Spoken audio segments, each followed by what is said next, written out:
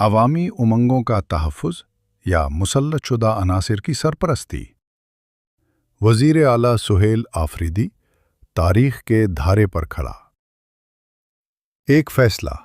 پاکستان کی تاریخ ایک ایسے نازک موڑ پر پہنچ چکی ہے جہاں ہر آئینی عہدیدار، چاہے وہ کتنا ہی بڑا کیوں نہ ہو، عوامی عدالت میں جواب دہ ہے۔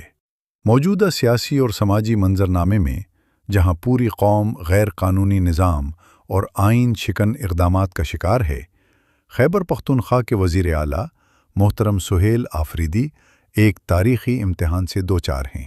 یہ وقت خاموشی یا مصلحت کا نہیں، بلکہ دو ٹوک فیصلے کا ہے۔ غیر قانونی نظام کا حصہ بننے سے گریز۔ وزیر اعلیٰ صاحب، آپ کو یہ سمجھنا ہوگا کہ عوامی مینڈیٹ کے بغیر مسلط شدہ کوئی بھی حکم یا آرڈر نہ صرف غیر قانونی ہے بلکہ عوامی امنگوں کے خلاف ایک کھلی بغاوت ہے۔ جب ریاست کے ستون قانون کے بجائے طاقت کا استعمال شروع کر دیں تو وہ قوم کے محافظ نہیں بلکہ شکاری بن جاتے ہیں۔ پوری قوم اس وقت اسی ریاستی جبر اور غیر قانونی اقدامات کا شکار ہے۔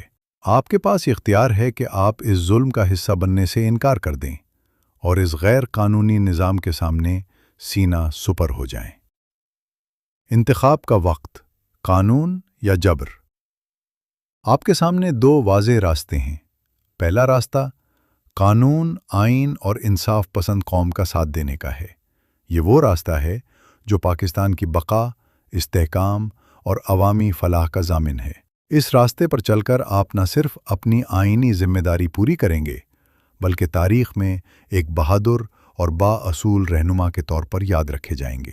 دوسرا راستہ ان مسلط شدہ عناصر کا ساتھ دینے کا ہے جنہوں نے عوامی رائے کو پامال کیا اور ملک کو بحران میں دھکیلا۔ ان عناصر کا ساتھ دے کر آپ پاکستانی قوم کو ان کے حال پر اکیلا چھوڑ دیں گے، جو کہ ایک عوامی نمائندے کے لیے سب سے بڑی اخلاقی شکست ہوگی۔